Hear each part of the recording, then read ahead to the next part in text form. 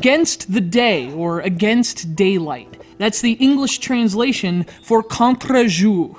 Pardon my butchering of such a beautiful language. It's also a photography technique in which the camera is pointed at a source of light, creating a high contrast image in which the subject appears as a dark silhouette.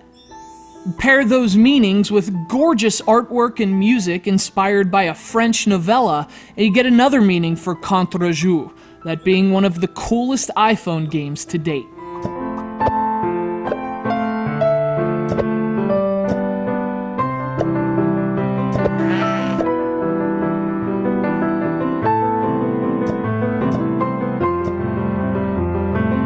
Created by a small, independent developer called Moxis and brought to the App Store by Chilingo, Contre Jour is one of the most intoxicating video games I've ever played. And I don't just mean on a phone, I mean on any system. This is as complete and beautiful an aesthetic experience as I've ever seen in a game. The kind of release that really tests the durability of the old argument, video games can't be art.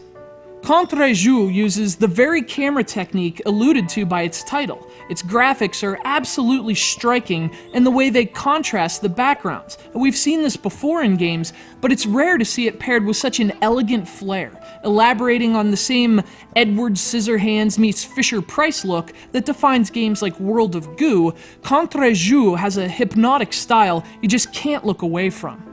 Of course, much of its almost magnetic allure comes from its sound. The music is comprised almost solely of piano melodies, each piece providing a gorgeous, often solemn, always emotive soundtrack to the stunning pieces of art you happen to be playing through. Contre Jour is one of those rare games that has the complete package artistically, and if only for that, it's well worth the experience.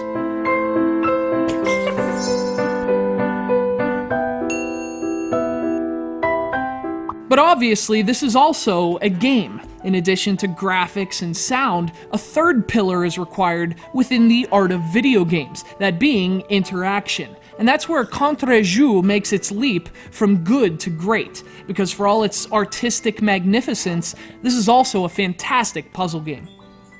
Now initially, the concept is very familiar. You have to collect as many light orbs as you can before entering the end-of-level portal. Now again, this is something we've seen before. The difference is in the process. Since your character is immobile, Contre Jour forces you to manipulate its environment. You can shape the very ground beneath what would be its feet like Play-Doh, pulling and prying the earth to create ramps, drops, and even bridges with which your rolling protagonist can gather that which it desires.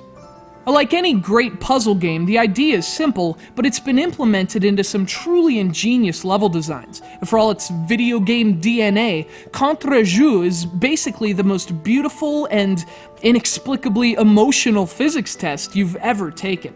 Currently, the game has 80 levels across 4 unique worlds, with more promised to come. The real challenge is to collect all 3 light orbs in each level, but given how challenging simply reaching the goal can be, well, the pursuit of perfection in this game is almost maddening. But fortunately, it's also one of the most beautiful pursuits you can make. Contre Jour stands out not only because of its beauty, not only because it's on a cell phone, but because it proves that in an industry obsessed with big budgets and bloated stories, the smallest games can still make the biggest impression.